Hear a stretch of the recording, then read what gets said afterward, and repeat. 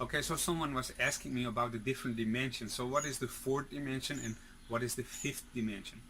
Now, one of the major problems in modern spirituality is that there's a lack of standard definitions. So people use the same word for different concepts, or they use a different word for the same concept. For example, the word enlightenment, some people will put one concept uh, under the title enlightenment, but other people will use the same word because it's popular and put a totally different idea or concept under the title enlightenment. The other thing that's happening is that sometimes people will use the same concept, like the concept or idea of enlightenment, but give it a different name. So this causes a lot of confusion. So first thing is that there is a lack of standardized definitions. So as an example, there's a story about someone who was invited to a seminar, but it turned out that one of the guest speakers that evening wasn't available. So because there were a lot of people, they asked him to replace the speaker. And then he went to the stage and he had to speak on stage for the whole group and didn't really prepare anything. And the subject of that evening where he had to speak about was the subject of sex. So when he came back home to his wife and she asked how his evening was, he had to explain her first that he turned out to be the guest speaker, and then he didn't really want to tell her what he had to speak about the whole evening. So he decided to tell her he talked about sailing. And she was a little bit confused because what did he know about sailing? So next day, his wife goes out shopping and she meets two of her girlfriends who were at the evening at the seminar where her husband had been speaking. And they told her, like, oh, the talk your husband gave was awesome, it was amazing. And she was a little bit confused, and she said, like, he's really no expert on the subject. He only did it 2 times, and one of the times he even fell out. So they were using the same word, the seminar and that evening, the talk of that evening. But both of them had a different meaning they gave to the word. His wife was talking about the sailing. Her girlfriends were talking about the subject he talked about the whole evening, namely the sex he talked about the whole evening. So they were using the same word but gave it a different meaning. So both of them were talking and thinking they were talking about the same thing. In reality, they were both talking about a totally different subject. So this is the same thing you have in modern spirituality. People use the same word while they're actually covering totally different ideas. So it's important to have good definitions. So what are these different dimensions? The first dimension is actually a line, only one dimension. The second dimension would be like a square, one axis more. If you go to one more dimension, you would actually have one more axis, so you get a three-dimensional image, basically a cube. Now, if you add one more axis, you add on one more dimension, and you go into the fourth dimension. Now, what is this fourth dimension? Einstein had this concept that space and time are, and the different dimensions, like in the third dimension, are basically intertwined. So you cannot have things of a third dimension without the time element. So he called this fourth dimension space-time. In space-time, everything is present at the same time. That means things happening in the past, things happening in the present moment, but also things happening in the future. So that was his concept about space-time. This is very similar to the concept of the astral dimension, where things from the past are present and things from the present are present, but also things from the future can exist. And that also corresponds with the collective consciousness, where everything from all different times is still present as information. So the fifth dimension, what is this fifth dimension? It's much harder to grasp. You can compare the fifth dimension with like the fabric, the space-time fabric, so the fabric in which space-time exists.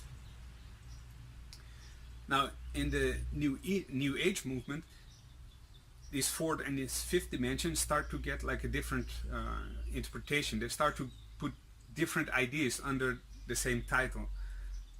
Like in the fourth dimension, there are certain emotional states and levels of awareness that are present in the majority of human beings at that time. While in the fifth dimension, they consider other ideas and other emotional states being more present in most of humanity at that time. So in their definition of the different dimensions is in every dimension there's a different emotional state or level of awareness, level of consciousness that's more active in the majority of humanity around that time. So as you switch from one dimension to another, you have a switch in consciousness or a switch in awareness. This is comparable with in the ancient text, the Vedas. You have like these different time frames, and in each time frames, going over a couple of thousand years, you have different emotional states and different levels of consciousness that are present, and levels of thought that are present in the majority of humanity in that time span. So, but we're talking about periods of like thousands of years. So you notice like all this are like intellectual exercises. They keep your mind busy. What is way more important is the practical application. To give you an example, is a Japanese story, a Japanese saying about a frog trapped in a well cannot possibly understand the ocean. So if you're stuck in the three-dimensional world, it's kind of hard to understand the concept of the fourth-dimensional world or the fifth-dimensional world. Yes, you can have the intellectual exercise, but it's different to have like an intellectual understanding than to have true experience. That's why the practical application is and your own experience is way more important than just having the intellectual understanding, the knowledge. There's an ancient story, or a couple of 100 years old story, about a square living in a two-dimensional world and meeting a sphere. So he lives in a two-dimensional world of other squares, circles, triangles, and all of a sudden he meets a sphere. Now this sphere tries to explain him about the three-dimensional world, but he cannot grasp it. He can get some ideas about it, but being stuck in this two-dimensional world so long, he cannot grasp that there can be another dimension, a third dimension.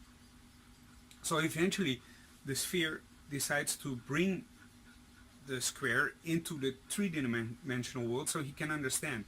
And in this three-dimensional world, the square gets the concept of a cube, a three-dimensional square basically, right? So through that experience of being in the third dimension or in the three-dimensional world, the square starts to understand about the concept of the cube. Now that's why it's way more important to have practical experience. So when you're stuck in the three-dimensional experience of reality, you're limited to the five senses, and you experience the physical world through your physical senses. If you add like the sixth sense, you can experience all other levels of information and other dimensions. So for example, you could get intuitive insights, or you could get information from the past, or get access to information from different locations on the planet at the same time. So on the practical side, it's about the different levels of consciousness. So when you work at the conscious level of mind, basically you use your five senses, and you're limited to the 3D experience of the world, the physical world. When you go lower and you go deeper into your consciousness and you go into the subconscious mind, there you can have access to information and insights through intuition, but also like from different locations on Earth, because this construct of time is a construct of our mind. The construct of time is a construct in our mind to experience the three-dimensional world, but it's only a construct because it's easy for us to understand that things happen in a linear mode. When you go in different stages of consciousness, you experience that time and space is not necessarily a linear thing. Like in the astral dimension, much lower or much deeper in the subconscious, you can experience opening a door and going into the past. And then from that experience in the past, you turn around and you experience something in the future. And then you go back to the present moment. So this construct of time being a linear thing, is only for us to understand the physical world. In other dimensions or in other levels of consciousness where you can experience these different dimensions, time isn't necessarily a linear thing. That means, for example, when you go in your subconscious, you can put your awareness on things that happened in the past, or you can put your awareness on things that are going to happen in the future, or you can get information about different locations, because also this experience of space is a mental construct. If you go one step further, you train your mind not only to be aware in the subconscious part of your mind, you train to the point where you can do conscious out-of-body experiences or conscious astral projections. You can actually consciously experience the astral realm. Now, in the astral dimension, there is no linear experience of time and space. So the first stage is actually that you have to get used to that, experiencing time not in this linear fashion, but in the way more loose way it's present in the astral dimension, not so dense as you're used to. Now in the next stage, in the astral dimension, you can actually experience that there's not one astral dimension, there's different astral dimensions on top of each other and going through each other. So that's the next step, is experiencing these different dimensions. When you are doing astral projection, you can actually go to these different astral worlds, where you have different beings living in each world, but also different experiences of reality in each different realm. Now, so through training, you can take your mind through all these different levels of reality. Someone who's very advanced can actually go from one dimension to experience the other dimensions just in a snap, or can experience different dimensions at the same time. Like one of my teachers, for example, he had the awareness that when he was teaching, there were actually beings from other dimensions, from the astral dimension, going to him to get the same teachings, to get the same information. And he was, while teaching in the physical world, was aware that in the non-physical world there were these other beings following what he was teaching. So that gives you a little bit more background information about what all these different dimensions are. Any questions about it? Feel free to visit us in our Facebook group.